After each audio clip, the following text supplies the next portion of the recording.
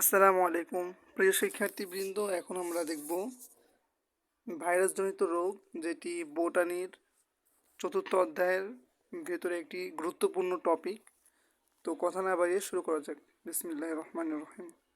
ভাইরাসজনিত রোগ, এখানে অনেকগুলো রোগ আছে, অনেকগুলো রোগের ভাইরাসের নাম আছে। তবে সবগুলো নাম আমাদের মনে রাখা লাগবে না, গুরুত্বপূর্ণ কিছু নাম মনে রাখা লাগবে এবং রোগ মনে রাখা লাগবে। তো ভাইরাসজনিত রোগ আমরা দেখি যে H5N, আপনারা জানেন যে ফাইভ ফাইভ লিখতে এই যে ফাইভ, তাই না? এখানে কিন্তু দেখেন যে দুইটাই ফ্লু, দুইটাই ইনফ্লুয়েঞ্জা ভাইরাস দিয়ে হয়, কিন্তু একটাই ফাইভ আছে, একটাই ওয়ান। তো ফাইভ যেটা, সেটা কি? বার্ড বা পাখি। হ্যাঁ, তো আমরা সেভাবে মনে রাখতে পারি যে ফাইভ যেটা, ফাইভ অনেক সুন্দর। প মানে পাখি, বার্ড মানে কি পাখি, বার্ড মানে পাখি, সেই প আর এরপর হচ্ছে ফ। তো সেভাবে ফাইভ মনে রাখা যায় যে কীভাবে মনে রাখবেন বললাম যে এটা ফাইভ লিখতে ফাইভ লাগে, ফ লাগে, আর বার্ড বা পাখি লিখতে প লাগে। তাহলে আমার মনে হয় প এর পরে তো ফ, তাহলে এই প দিয়ে যেটা হবে বার্ড ফ্লু, সে বার্ড ফ্লুটার জন্য দায়ী ভাইরাস হলো ইনফ্লুয়েঞ্জা ভাইরাস, যেটা H5N, H5N1 দুইটাই N1, সেটা সমস্যা না। আর এক নাম্বার যেটা, সেটা হচ্ছে সোয়াইন ফ্লু। সোয়াইন ফ্লু মানুষে হয়, মানুষ এক নাম্বার সৃষ্টির সেরা জীব, তো সেই জন্য H1। ইনফ্লুয়েঞ্জা ভাই আরেকটা আছে ইনফ্লুয়েঞ্জা, এটা তো নামের সাথে মিল আছে, এটা তো আর কিছু লাগবে না। এবারে হারপিসের জন্য হারপিস ভাইরাস, হারপিসের জন্য হারপিস ভাইরাস, এটা তো আর লাগবে না। এইডস আমরা সবাই জানি HIV এর মাধ্যমে হয়, এটার কোনো ট্রিক্স লাগবে না। ভেরিওয়ালা যেটা, এটা হচ্ছে গুটি বসন্ত। ভেরিওয়ালা গুটি বসন্ত, ভেরিওয়ালা গুটি বসন্ত, ভেরিওয়ালা গুটি বসন্ত। ভেরিওয়ালা কি আমরা বলি না ভেরি গুড, ঠিক আছে, ভেরি গুড, আমরা বলি যে ভেরি গুড, তো সেক্ষেত্রে ভেরিওয়ালা গুটি বসন্ত, ভেরিওয়ালা গুটি বসন্ত, ভেরিওয়ালা গুটি বসন্ত, ভেরিওয়ালা গুটি বসন্ত, ভেরিওয়ালা গুটি বসন্ত। এবার মনে রাখবেন যে বারবার পরে যে ভেরি গুড, তাহলে ভেরিওয়ালাতে গুটি বসন্ত, গুটি বসন্ত, ঠিক আছে। তারপরে ইবোলা ভাইরাস, ইবোলা রোগ হয়, আমরা জানি ইবোলা এর নামের সাথে মিল আছে, এখানে আর কিছু লাগবে না। জিকা ভাইরাস যেটা, এটা জিকা রোগ হয়, আমরা জানি যে মাইক্রোসেফালি এটা হয়। চিকুনগুনিয়ার জন্য চিকুনগুনিয়ার রোগ হয়, নামের সাথে মিল আছে, এইগুলো আসবে না। যেগুলোর সাথে নামের সাথে মিল নাই বা ভাইরাসের নাম একটা, রোগের নাম আরেকটা, তো সেই ক্ষেত্রে সেগুলো আসার সম্ভাবনা সব থেকে বেশি, ঠিক আছে। এবার কোভিড, আমরা জানি করোনার ভাইরাস, এটা একেবারে সহজ, এটা লাগবে না। ভাইরাল নিউমোনিয়া, এটা লাগবে যে ভাইরাল নিউমোনিয়া, এটা হয়েছে অ্যাডিনো ভাইরাসের কারণে। অ্যাডিনো ভাইরাসের কারণে কি হয়? অ্যাডিনো ভাইরাসের কারণে কি হয়? ভাইরাল নিউমোনিয়া হয়। ভাইরাল নিউমোনিয়া হয় অ্যাডিনো ভাইরাসের কারণে, ভাইরাল নিউমোনিয়া হয় অ্যাডিনো ভাইরাসের কারণে। অ্যাডিনো ভাইরাসের কারণে কি হয়? ভাইরাল নিউমোনিয়া হয়। তাহলে ভাইরাল নিউমোনিয়া, এটা আমাদের কিসের কারণে হয়? অ্যাডিনো, ঠিক আছে, অ্যাডিনো ভাইরাসের কারণে ভাইরাল নিউমোনিয়া হয়। এরপর আমরা মনে করছি ভেরিসেলা যেটা আছে, আমরা তো ভেরি গুড শিখে গেছি, কিন্তু এইখানে ভেরিসেলা যেটা আছে, এই ভেরিসেলা জুয়েস্টার, তো এইখানে নামের ভিতরেই কিন্তু রোগ রয়ে গেছে, জুয়েস্টার, জু, তাহলে জ আছে, জলবসন্ত, কোথায়? জলবসন্ত, এই যে, তাহলে ভেরিসেলা জুয়েস্টার ভাইরাস আছে, ভেরিসেলার কারণে কি হয়? জলবসন্ত হয়। আর আমরা ভেরিওলাতে দেখছি গুটি বসন্ত, তো আমরা ওইটা মনে রাখছিলাম ভেরি গুডদের, এটা মনে রাখবো যে ভেরিসেলা জুয়েস্টার, তাহলে জু আছে, জ আছে, তার মানে হচ্ছে জলবসন্ত হয়। সাধারণ সর্দি, এটা পরীক্ষায় আসতে আগে যে সাধারণ সর্দি হয় রাইনো ভাইরাসের কারণে, রাইনো ভাইরাসের কারণে সাধারণ সর্দি হয়। রাইনো ভাইরাসের কারণে বা এই রাইনো ভাইরাসের কারণে কি হয়? সাধারণ সর্দি হয়। রাইনো ভাইরাসের কারণে সাধারণ সর্দি হয়, রাইনো ভাইরাসের কারণে সাধারণ সর্দি হয়। পোলিওমা ভাইরাস, পোলিওমা ভাইরাস, পোলিও টিকা, ঠিক আছে, পোলিও টিকা আছে, টিকার টিউমার, পোলিওমা ভাইরাসের কারণে হয় টিউমার, পোলিওমা ভাইরাসের কারণে হয় টিউমার, এটা তো এই দুধের রোগ। পোলিও টিকা, তা পোলিও টিউমার, ঠিক আছে। এরপরে আছে রুবিওলা। তো রুবিওলাতে কি হয়? রুবিওলা হাম, আমরা এটা খুবই গুরুত্বপূর্ণ কিন্তু রুবিওলার জন্য হাম হয়। কার হয়েছে রুবির হাম, মনে করেন রুবির, রুবির কি হয়েছে রুবির হাম, রুবির হাম, রুবি একটা মানুষের নাম, তো সেই রবিওলা, রবির হাম, ঠিক আছে, হাম। এরপরে হামকে আমরা কিন্তু মিজেলস বলি না, মিজেলস এটা।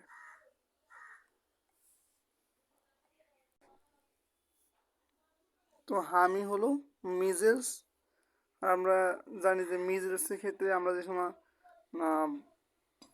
জুলজির যে অনাক্রম্যতা বা আমরা দেহের প্রতিরক্ষা অধ্যায় পড়বো, তখন দেখবো যে মিজেলসের জন্য আমরা একটা জানি না, মামারা টাই পরে, মামারা টাই পরে, টাই পরে, এখানে মিজেলস আছে, যে যেসব টিকা দেওয়া হয় সেইগুলোর ক্ষেত্রে।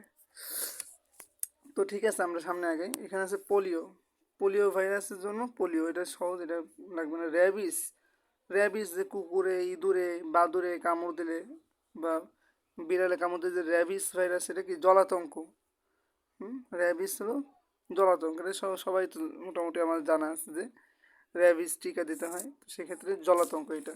ইয়েলো ফিভার, পিত মানে কিন্তু হলুদ, পিত মানে হলুদ, বাংলায় এটা একটা শুদ্ধ মানে একটু উচ্চ লেভেলের বাংলা, বা অনেকে জানে হয়তো পিত মানে, অনেকে আবার জানে না, যে অনেকে পিত্ত রং মনে করতে পারে, বা মনে রাখবেন যে হলুদ, হলুদ হচ্ছে পিত, পিত এইটার হলুদের একটা প্রতিশব্দ। তাহলে ইয়েলো ফিভার বাংলায় বলে দিছে, এটা ইংলিশে, এটা বাংলায়। ইয়েলো মানে হলুদ বা পিত, ফিভার মানে জ্বর। বা ডেঙ্গু, ডেঙ্গু তো ডেঙ্গুর কারণে হয় আমরা জানি, ফ্লাভি ভাইরাস, ফ্লাভি ভাইরাস এর কারণে ডেঙ্গু জ্বর হয়। বা ভ্যাকসিনিয়া যেটা আছে, এটা হচ্ছে গো বসন্ত, ঠিক আছে। আমরা কয়টা বললাম, আমরা কিন্তু ভি দিয়ে যেগুলো আছে, যে প্রথমে পড়ছে হচ্ছে ভেরি গুড,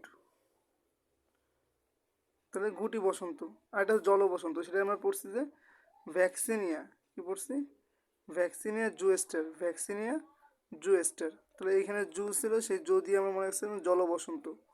আর এখানে যে ভ্যাকসিনিয়া ভাইরাস, সেটা হচ্ছে গো বসন্ত, গরুতে হয় গো বসন্ত, তাহলে ভ্যাকসিনিয়া গো, ভ্যাকসিনিয়া গো, ভ্যাকসিনিয়া গো, ভ্যাকসিনিয়া গো, ঠিক আছে। কিন্তু ভেরি গুড বলতে ভেরিওলা মিলাই ফেললে হবে না, ভ্যাকসিনিয়া গো, ভ্যাকসিন নিয়ে গো যাও, তাই না, তাহলে ভ্যাকসিন, ভ্যাকসিনিয়া গো মানে ভ্যাকসিন নিয়ে যাও, এরকম, তাহলে কি গো মানে যাও, মানে হচ্ছে গরু, ঠিক আছে।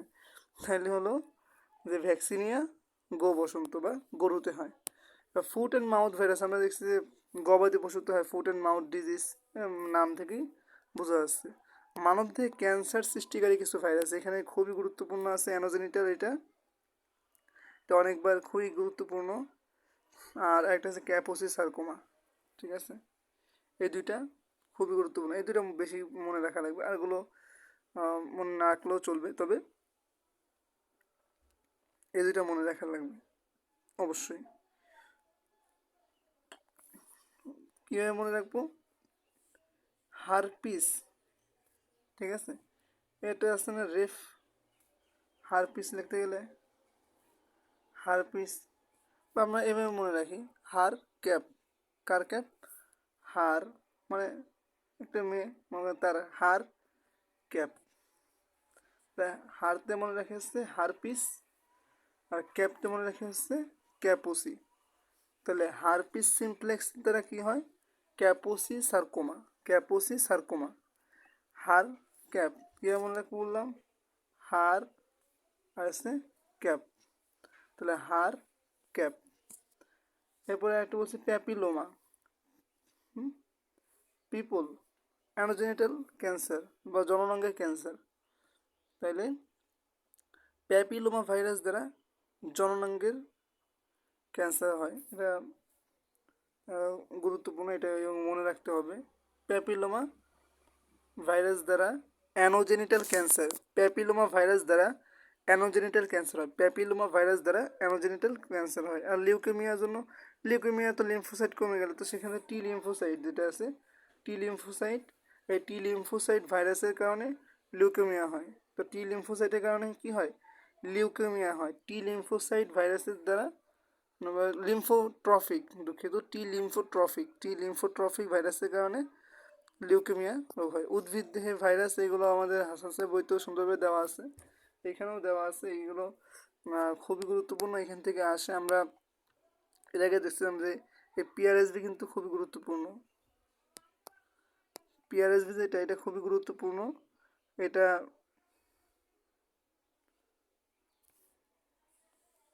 এটা এটা নিয়ে বিস্তারিত আলোচনা আছে হাসান স্যারের বইতে, তো সেখান থেকে পড়লে বেশি ভালো হয়। তবে আমরা মনে রাখবো, এখন যেহেতু একটা ছক আকারে আমরা পড়বো, তো সেক্ষেত্রে মনে রাখবো যে এখানে এই পিআরএসভি যেটা আছে, এই পিআরএসভি এটা হলো পেপের, এখানে লেখাই আছে। এখানে এখানে প্রত্যেকটার সাথে আমরা বুঝবো, মানে পড়লে বুঝতে পারবো যে কোনটা কিসের জন্য। খালি এখান থেকে টুংরো ভাইরাস যেটা, এটা বোঝা যায় না, নামের সাথে মিল, মানে রোগের নামের সাথে কোন উদ্ভিদে হয় সেটা বুঝতে একটু কষ্ট হয়, বা অনেক সময় খেয়াল থাকে না। তো টুংরো ভাইরাস মনে রাখতে হবে যে ধান সম্পর্কে, ধানের টুংরো রোগ হয় ধান গাছের। আর অন্যান্য সবগুলোই বুশিস্ট্যান্ডটা মনে রাখতে হবে, সেখানে বুশিস্ট্যান্ডে ট আছে, বুশিস্ট্যান্ডে দুইটা এদের টি আছে, এখানেও দুইটা টি আছে, টমেটো দুইটা টি আছে। বাঞ্চি টপ, বাঞ্চি কলা, বাঞ্চি মানে বাঞ্চি টপ, এটাও কি কলার, কিসে হয়? কলায় হয়। তো এখান থেকে সবগুলো বোঝা যাবে। বিন মানে আমরা জানি বিন, এই বিন, শিম, শিম, টোবাকো তামাক, তামাকে হয়। পটেটো আলু, আলুতে হয়। টুংরো আমরা বললাম যে এটা মনে রাখতে হবে কী হবে, যে টুংরো ধান গাছে রোগ। বৈশিষ্ট্যের দুইটা টি আছে, টমেটোতে হবে। বাঞ্চি টপ, বাঞ্চি টপ, কলা তো টপেই থাকে তাই না, কলা উপরে হয়, তো বাঞ্চি টপ ভাইরাস আছে, কলায় হয়। আর পেঁপে যেটা, পেঁপে, পিআরএসভি, এটা নিয়ে বিস্তারিত আলোচনা আছে। তো পিআরএসভি পেঁপেতে হয়, এখানে পি দিয়ে তো পাপায়ায় বুঝাইছে, নামের সাথে মিল আছে। অন্যতম গুরুত্বপূর্ণ একটা ছক, যেখান থেকে এইটা গত বছর আসছিল, যে কোনটি পানি এবং খাদ্যের মাধ্যমে ছড়ায়, তো সেটা সেখানে অপশনে সম্ভবত ই দেওয়া ছিল। তো এইটাই, এই দুইটা কিন্তু সেম, এই দুইটা কি সেম। আমাদের এখান থেকে মনে রাখতে হবে যে এই সিভি যেটা, এটা হচ্ছে তুষের আগুন বলা হয়, তুষের, মানে এটা তুষের আগুন বলা হয়, তুষের আগুন। কারণ কি? কারণ হলো যে এটা খুবই মারাত্মক, এই কারণে। আর এখানে মনে রাখতে হবে কি, মনে রাখতে হবে হচ্ছে সুপ্তিকাল যেটা, এটা মনে রাখতে হবে। মনে রাখতে হবে, এটা গুরুত্বপূর্ণ অত না, তবে কোনটা কিসের মাধ্যমে ছড়ায় এটা মনে রাখতে হবে। এটা হাসান স্যারের বই থেকে আমরা দেখব, হাসান স্যারের বইতে আমরা দেখব। তারপরে এখান থেকে একবার একটু দেখে যাই। ভাইরাসের ধরন কী বলছে? পিকোরনা ভাইরাস, পিকোরনা ভাইরাস। এখানে বলছে হচ্ছে অর্থ হেপা, হেপা ডিএনএ ভাইরাস। এটা কি? অর্থ হেপা ডিএনএ ভাইরাস, অর্থ হেপা ডিএনএ ভাইরাস। এখানে পিকো আরএনএ ভাইরাস, পিকো আর এটা একটা আরএনএ ভাইরাস, কি আরএনএ ভাইরাস, অর্থ হেপা ডিএনএ ভাইরাস, ঠিক আছে। আর এটা আছে হেপাসি ভাইরাস, ডেল্টা ভাইরাস, আর এটা হেপা ভাইরাস, বা এরকম। যাই হোক, তাহলে আমরা ডেল্টা ভাইরাস কোনটা এটা মনে রাখবো, ডিতে ডেল্টা ভাইরাস, ডি। হেপাসি আছে, হেপাসি, তাহলে সি ভাইরাস, হেপাসি। বি ভাইরাস একটা ডিএনএ ভাইরাস, এটা হচ্ছে ডিএনএ ভাইরাস, হেপা ডিএনএ ভাইরাস। এ ভাইরাস আরএনএ ভাইরাস, সেটা আরএনএ লেখা আছে, পিকো আরএনএ ভাইরাস, ঠিক আছে। এগুলো সবই আরএনএ ভাইরাস। এখান থেকে সবথেকে গুরুত্বপূর্ণ যে কোনটা DNA virus, hepatitis B, HBV হলো DNA virus, HBV DNA virus. এটা কিসের মাধ্যমে ছড়ায়? সংক্রমিত রক্ত, বীর্য এবং অন্যান্য দেহ তরলের দ্বারা সংক্রমিত হয়, ঠিক আছে। আর একমাত্র রক্তের মাধ্যমে ছড়ায় কোনটি? রক্তের মাধ্যমে এইচসি ভাইরাস। এইচসি ভাইরাস হচ্ছে রক্তের মাধ্যমে ছড়ায়। এইচসি ভাইরাস রক্তের মাধ্যমে, বীর্যের মাধ্যমে বা দেহের অন্যান্য যে কোনো তরলের মাধ্যমে এইচবি ভাইরাস ছড়ায়।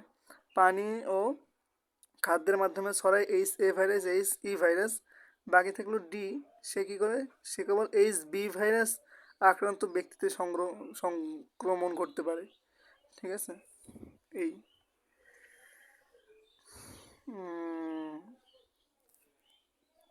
শক্তিকাল এইচ এ যেটা, সেটা কি হবে? সেটা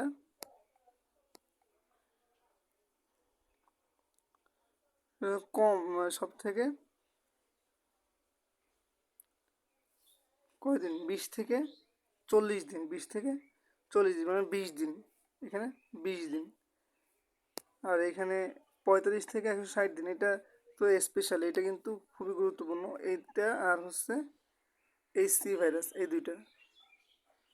ঠিক আছে, এরপরে এইচসি ভাইরাস যেটা, সেটা হচ্ছে 15 থেকে 150, নামে সে এখানে বোঝা যাচ্ছে 15 আর 150। আর 30 থেকে 60 দিন, আর এটা হচ্ছে 15 থেকে 60 দিন। তাহলে এখানে আমাদের কতদিন লাগলো? এখানে হচ্ছে 30 দিন, আর এইখানে হলো 15 থেকে 60 দিন, মানে 45 দিন। তাহলে এই যেটা প্রথমে, সেটা কি? কম দিন, 20 থেকে 40। এইচবিভি 45 থেকে 160, অনেক বেশি। সব থেকে সব থেকে বেশি না, মানে অনেক বেশি। 150 থেকে 150, এই এইগুলো অত লাগবে না। কারণ এখান থেকে লাগবে কি, তো বললামই যে এইচ এ এইচ ই, এই দুইটা কি পানীয় খাদ্য মাধ্যমে ছড়ায়। এইচ বি হলো রক্ত, বীর্য এবং অন্যান্য দেহতলের মাধ্যমে ছড়ায়। এইচ সি হলো শুধুমাত্র রক্তের মাধ্যমে ছড়ায়। আর একমাত্র ডিএনএ ভাইরাস হলো এইচবিভি।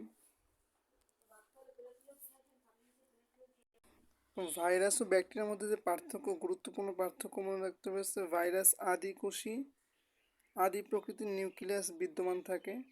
আর ভাইরাসের কোনো নিউক্লিয়াস থাকে না, এরা অকোষী, এদের কোনো নিউক্লিয়াস থাকে না। ভাইরাস অবশ্যই বাধ্যতামূলক পরজীবী, অর্থাৎ পোষক দেহ ছাড়া এরা বংশবৃদ্ধি করতে পারে না।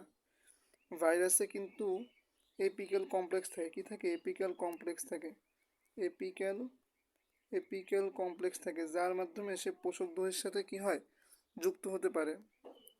বা এপিক্যাল কমপ্লেক্স, এখানে দুঃখিত, এপিক্যাল কমপ্লেক্স এর সাথে থাকে না, এটা ভাইরাসের বৈশিষ্ট্য নয়। ভাইরাসের মূল কথা মনে রাখতে হবে যে বাধ্যতামূলক পরজীবী, যারা বাধ্যতামূলক পরজীবী। এপিক্যাল কমপ্লেক্স থাকে হলো আমাদের মেরোজয়েটে। ঠিক আছে, এই স্পোরোজয়েটে থাকে। তো আমরা এর ভিতরে পড়বো, আমরা সামনে কোনো যেই থাকবে ম্যালেরিয়া, সেখানে গেলে দেখব। তো এপিক্যাল কমপ্লেক্স থাকে না এখানে। এখানে আসছে বাধ্যতামূলক পরজীবী, আর এর আছে পরজীবী, মৃতজীবী, মুক্তজীবী এখানে। আর এদের জেনেটিক বস্তু ডিএনএ অবশ্যই। আর এদের জেনেটিক বস্তু ডিএনএ অথবা আরএনএ, যে কোনো একটা, একই সাথে দুইটা থাকতে পারে না, যে কোনো একটা থাকবে। এদের দেহে রাইবোজোম থাকে না, কারণ এদের নিউক্লিয়াসবিহীন, এবং এরা অকোষীয়, এদের তো কোনো কোষ নেই। কোষ না থাকলে তো রাইবোজোম থাকবে না, কিন্তু এদের তো কোষ আছে, সেজন্য এদের রাইবোজোম থাকে। তাহলে রাইবোজোম থাকে না হলো ভাইরাসের, রাইবোজোম থাকে হলো ব্যাকটেরিয়ার। কেন? কারণ রাইবোজোম, এরা তো অকোষীয়দের তো রাইবোজোম থাকবে না। এরপর আছে এরা সজীব, সজীব কোষ ব্যতীত সংখ্যা বৃদ্ধি করতে পারে না। তার মানে পোষক দেহ ব্যতীত এরা সজীব কোষ ছাড়া এরা বংশবৃদ্ধি করতে পারে না। ভাইরাস সজীব কোষ ছাড়া বংশবৃদ্ধি করতে পারে না, কিন্তু ব্যাকটেরিয়া এরা কোষের বাইরে বা ভেতরে সংখ্যা বৃদ্ধি করতে পারে। এদের বংশবৃদ্ধির জন্য সজীব কোষ লাগে না। তারপরে এদের দেহে এনজাইম নেই। কাদের দেহে এনজাইম নেই? ভাইরাসের দেহে এনজাইম নেই, সেজন্য বিপাক ক্রিয়া ঘটে না। আর ব্যাকটেরিয়ার যেহেতু এনজাইম আছে, এনজাইম সমৃদ্ধ, তাই বিপাক ক্রিয়া সংগঠিত হয়। নিউক্লিক অ্যাসিড থাকে, এবং নিউক্লিক অ্যাসিড প্রোটিন নির্মিত ক্যাপসিডে আবদ্ধ থাকে। কোথায় আবদ্ধ থাকে? ক্যাপসিডে আবদ্ধ থাকে। আর এদের নিউক্লিক অ্যাসিড থাকে, সেটা সাইটোপ্লাজমে মুক্ত অবস্থায় থাকে, কারণ এটা তো কোষ আছে। কোষ, আর যদিও যেহেতু সাইটোপ্লাজমে থাকে, কেন সাইটোপ্লাজমে থাকার কারণ হচ্ছে এদের কোষ হলো আদিকোষী, ভাইরাস হলো ব্যাকটেরিয়া হলো আদিকোষী। তো আদিকোষের নিউক্লিয়াস তো সুগঠিত না, এজন্য নিউক্লিয় উপাদান যেগুলো সেগুলো সাইটোপ্লাজমে ছড়ানো ছিটানো থাকে। তাই নিউক্লিক অ্যাসিডটা সাইটোপ্লাজমে মুক্ত অবস্থায় থাকে। আর এরা যেহেতু এদের নিউক্লিক অ্যাসিড থেকে এদের ক্যাপসিড নামক একটি আবরণ আবদ্ধ থাকে, আর এদের তো কোষই নেই, তো ওদের সাইটোপ্লাজম কোত্থেকে আসবে। আচ্ছা, এরপরে একটা গুরুত্বপূর্ণ যে স্প্রোজয়েট এবং ট্রফোজয়েট। স্প্রোজয়েটটা হলো কি? স্প্রোজয়েটটা হলো যে মশার যেই মশকি মশকির দেহ থেকে মানুষের দেহে আসা প্রথম দশা, মানুষের দেহে আসা প্রথম দশা হলো স্প্রোজয়েট। স্প্রোজয়েটটা হলো মশকির দেহ থেকে মানুষের দেহে আসা প্রথম দশা, ঠিক আছে। এবং এটা কোথায় যায়? এটা হচ্ছে ডিরেক্টলি আমাদের হেপাটিক বা আমাদের যেই যকৃৎ, সে যকৃতে অ্যাটাক করে। স্প্রোজয়েট যকৃতে অ্যাটাক করে, তাহলে মশকির লালাতে অবস্থান করে। স্প্রোজয়েট মশকির লালাতে অবস্থান করে, অর্থাৎ মশকির লালাতে সাথেই স্প্রোজয়েট দশা হিসাবে জীবাণুটা মানুষের দেহে প্রবেশ করে। এরপরে ট্রফোজয়েট যেটা সেটা কি? সেটা হচ্ছে মানুষের লোহিত কণিকায়, অর্থাৎ মানুষের দেহে এসে যখন চক্র কমপ্লিট করতে যায় তখন একটা দশা হচ্ছে ট্রফোজয়েট।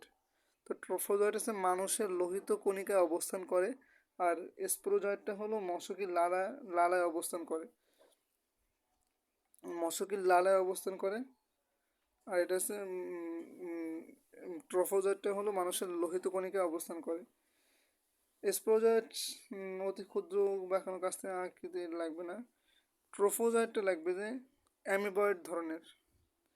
ট্রফোজয়েট দেহ দ্বিস্তরী প্লাজমের লাগবে না, এসব লাগবে না। আচ্ছা, এখানে বলছিলাম যে কি এপিক্যাল কমপ্লেক্স থাকে, এপিক্যাল কমপ্লেক্স থাকে না।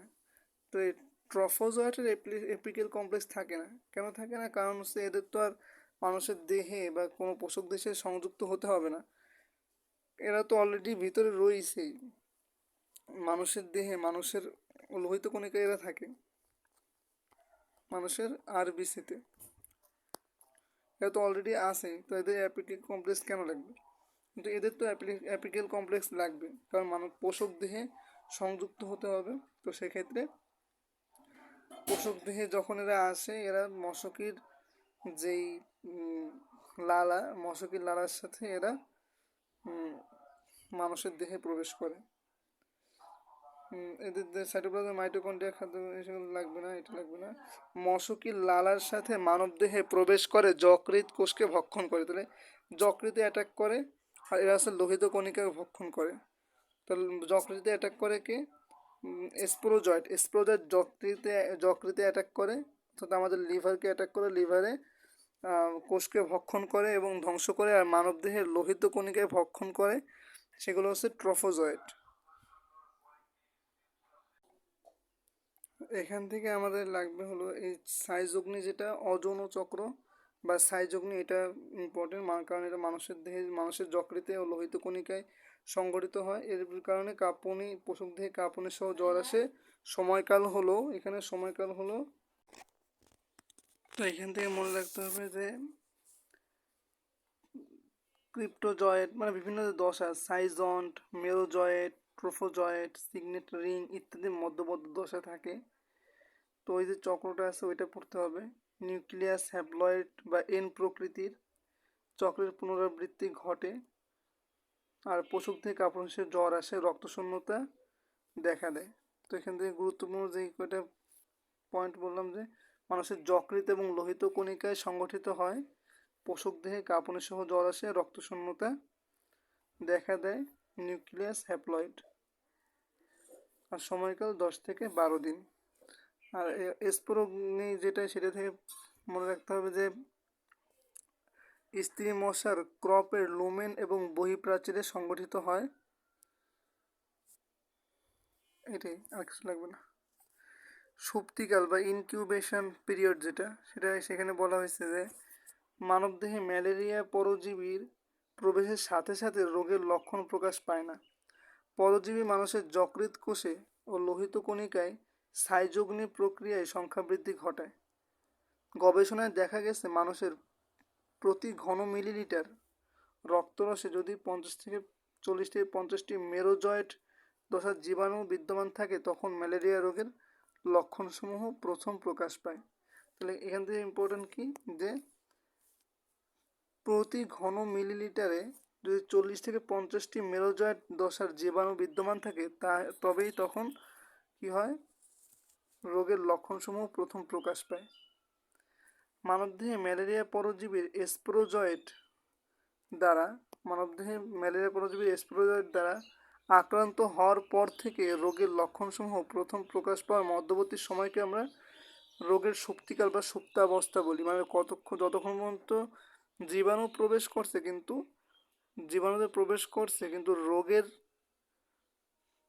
যেই লক্ষণ তা প্রকাশ ঘটায়নি, ওই সময়টা আমরা বলি সুপ্তিকাল বা ইনকিউবেশন পিরিয়ড। প্লাজমোডিয়ামের বিভিন্ন প্রজাতি দ্বারা সৃষ্ট রোগের সুপ্তিকাল ভিন্ন ভিন্ন হয়ে থাকে। আমরা এখানে দেখছি যে 4 ধরনের ম্যালেরিয়া পরজীবী বা প্রজাতি হিসেবে বলা আছে বইতে, যেগুলো হচ্ছে কি মনে রাখি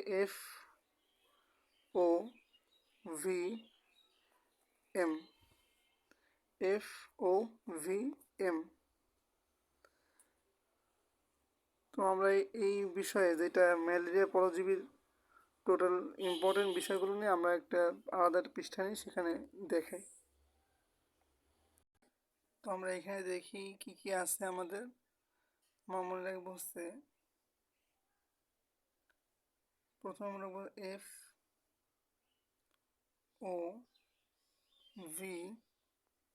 FOVM, এই চারটা। এবং এর নিচে আবার একটু মনে রাখবো যে মালেক,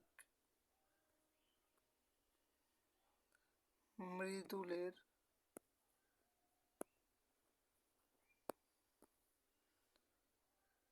বানানো,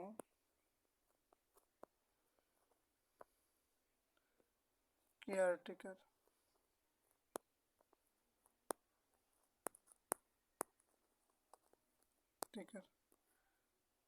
এখানে 4টা শব্দ লিখলাম, FOVM, মালিক, মৃদুলের, বানানো, কেয়ারটেকার, এই কয়টা মনে রাখতে হবে। এবং এর মাধ্যমে কিন্তু আমরা সবগুলো মনে রাখতে পারবো। এফ যেটা, সেটাতে আমরা ইন্ডিকেট করতেছি যে প্লাজমোডিয়াম ফ্যালসিপারাম, যেটা প্লাজমোডিয়াম ফ্যালসিপারাম, যেটা আমি এখানে সংক্ষেপে লিখলাম। আর ও দিয়ে যেটা ওভালি, এটা হচ্ছে প্লাজমোডিয়াম ওভালি, ঠিক আছে। ভি দিয়ে যেটা আছে প্লাজমোডিয়াম ভিভ্যাক্স, যেটা ভিভ্যাক্স। আর এম দিয়ে যেটা সেটা হচ্ছে ম্যালিগন্যান্ট। এম দিয়ে যেটা সেটা কি, সেটা হচ্ছে না ম্যালিগন্যান্ট, এম দিয়ে যেটা সেটা হচ্ছে আমরা প্লাজমোডিয়াম ভিভ্যাক্স আর ম্যালেরি।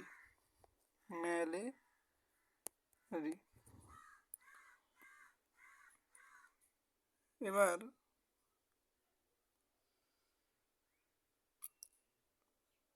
প্লাজমোডিয়াম ফ্যালসিপারাম যেটা, এটা দ্বারা যেটা রোগটি হয় সেটা হচ্ছে ম্যালিগন্যান্ট। তো আমরা মালিক দিয়ে মনে রাখবো হচ্ছে ম্যালিগন্যান্ট।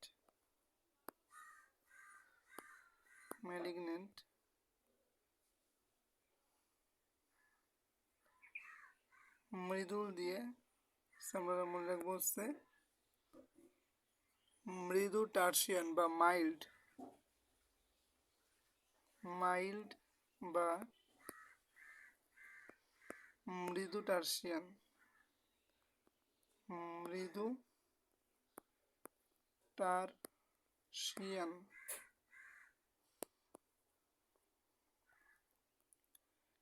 এরপরে হচ্ছে বানানো। এই বানানো দিয়ে মনে রাখবো কি যে B9 B9 B9 হচ্ছে কম ক্ষতিকর, কম ক্ষতিকর। B9 হলো কম ক্ষতিকর, কম ক্ষতিকর, কম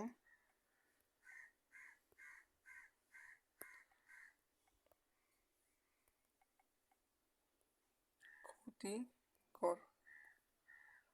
আচ্ছা, এরপরে যেটা আছে সেটা হচ্ছে কেয়ারটেকার বা কোয়ার্টান।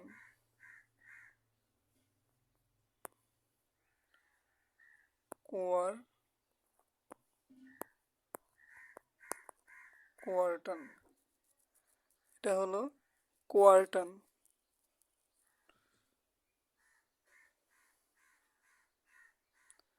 বাংলাদেশে বেশি পাওয়া যায় কি B9, যেটা ওইটা হচ্ছে বেশি পাওয়া যায়, এটা